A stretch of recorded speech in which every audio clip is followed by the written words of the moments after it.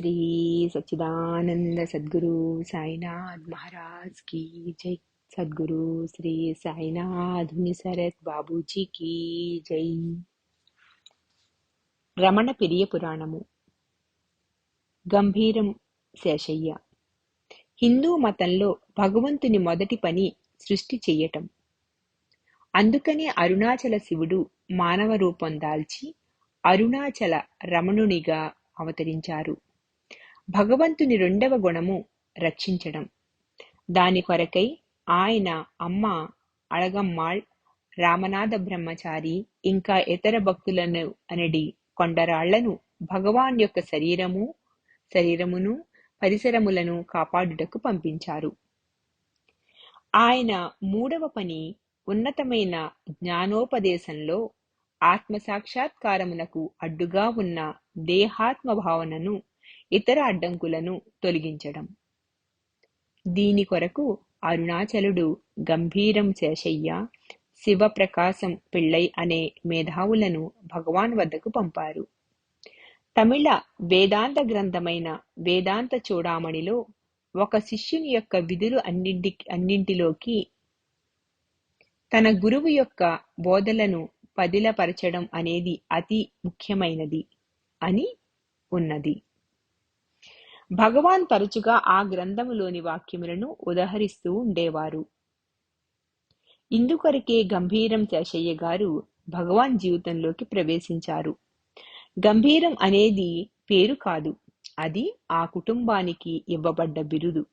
ఆయన ముత్తాత ఒక రాజు క్రింద పనిచేస్తూ గంభీరం అనే బిరుదును పొందారు. గంభీరం అంటే టీవీ ఔన్నత్యము కలిగి గొప్ప వంశమునకు చెందిన ఉద్యోగి అని అర్థము. విధివశాత్తు భగవాన్ తిరువణమలైలో భిక్షకు వెళ్లిన తొలి 1-2 రోజులలో ఒక ఇంటి ముందు నిలబడ్డారు భిక్ష కొరకు. అక్కడ 4 మనుషులు జోదము, చేట్లపేక ఆడుతున్నారు. ఆ ఇంటి ముందు నిలబడి భగవాన్ చప్పట్లు కొట్టగానే ఇంటి పెద్ద సిగ్గుతో ఇంటి నుండి భిక్ష తెచ్చి భగవాన్కు ఇచ్చారు. ఆ వ్యక్తి గంభీరం శేషయ్య గారి సోదరుడు గంభీరం కృష్ణ అయ్యర్. ఆయన ఆనాటి నుండి తిరిగి ఎన్నడూ జోదం జోలికి పోలేదు. ప్రభుత్వాధికారి అయిన గంభీరం శేషయ్య గారు మంచి వేదాంత పరిజ్ఞానం కలవారు.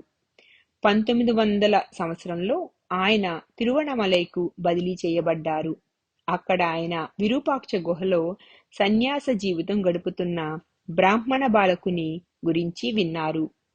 వేదాంత విషయాల మీద కుతూహలం కొద్దీ ఆయన భగవానుని దర్శించారు. భగవాన్ యొక్క ఒక్క చూపుతోనే ఆయనకు వశుడైపోయారు.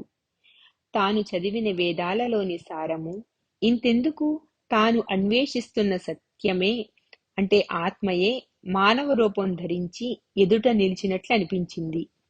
యోగము మీద, వేదాంతము మీద, ప్రత్యేకించి వివేకానందుడిచే రచింపబడ్డ గ్రంథాలను ఆయన చదివారు.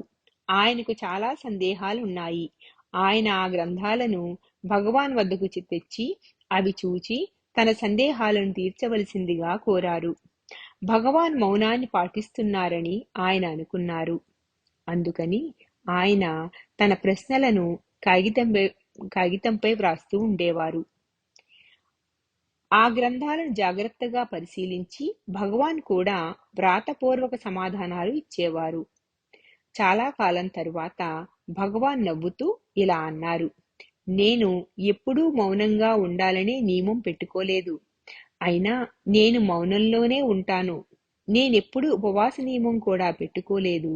ఎవరు భిక్ష ఇవ్వనప్పుడు నేను అభోజనంగా ఉన్నాను.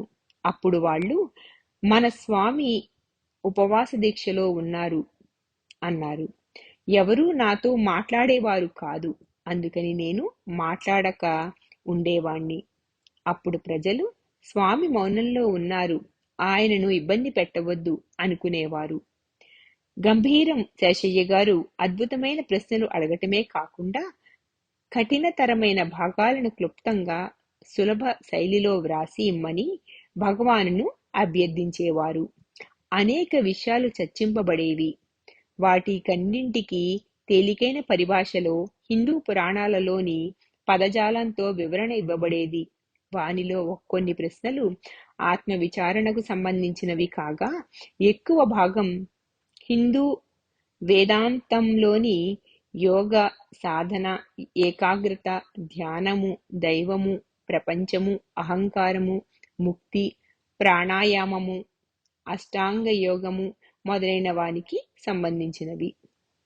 అష్టాంగ యోగంతో సహా ఇతర మార్గాలలోని మర్మాలను అంటే క్లిష్టమైన విషయాలను వివరించి చెప్పినప్పటికీ భగవాన్ ఎప్పుడూ సూటి మార్గమైన జ్ఞాన మార్గము యొక్క విశిష్టతను నొక్కి చెబుతూ ఉండేవారు. యోగ మార్గము మనసనే పొగరబోతు గిత్తను తాళ్లతో బంధించి బలవంతంగా లొంగదీయుట వంటిది. జ్ఞాన మార్గము ఆ ఎద్దును మొదట పచ్చగడ్డి వేసి శాంతపరిచి నెమ్మదిగా దారిలోనికి తెచ్చుట వంటిది అని భగవాన్ అనేవారు. గంభీరం శేషయ్య గారి వలన భగవాన్ యోగ, వేదాంత, ఇతర ఆధ్యాత్మిక మార్గాలకు చెందిన గ్రంథాలను చదవటం జరిగింది. దానితో ఆయనే ఒక వేదాంత విశ్వవిద్యాలయం లాగా తయారయ్యారు. ఈ అనుభవం తదుపరి కాలంలో బాగా ఉపయోగపడింది. వేద వాజ్మయములో మంచి పాండిత్యము గల కావ్యకంఠ గణపతి మునితోనూ, విద్యావంతులైన విదేశీయులు పాల్ బ్రంటన్, ఫ్రాంక్ హంఫ్రీస్, ఇస్లాం మత పండితుడైన డాక్టర్ హఫీజ్ సయ్యద్ గార్లతోనూ చర్చలు జరపడానికి ఆ అనుభవం ఉపయోగపడింది. ఈ చర్చలు సజావుగా జరగడానికి గంభీరం శేషయ్య గారు ఒక సాధనంగా ఉపయోగపడ్డారు. గంభీరం శేషయ్య గారు తన ప్రశ్నోత్తరాలున్న చీటీలను, నోటు పుస్తకాలను భగవాన్ యొక్క భావి తరాల భక్తులకు అందించడానికి కారణభూతులైనారు. వీనిలోని సమాచారమే తమిళంలో విచార సంగ్రహం అనే పేరుతో రమణ బోధలను కలిగిన ప్రథమ గ్రంథంగా ప్రచురింపబడింది. ఈ గ్రంథం తదుపరి ఆంగ్లంలోనికి ప్రశ్నోత్తర విచారణ అను పేరుతో అనువదించబడినది. ఆ పేరును తదుపరి ఆత్మ విచారణగా మార్చారు. శ్రీ సచ్చిదానంద సద్గురు సాయినాథ్ మహారాజ్ की जय. सद्गुरु श्री साईनाथ मुनि शरद बाबूजी की जय.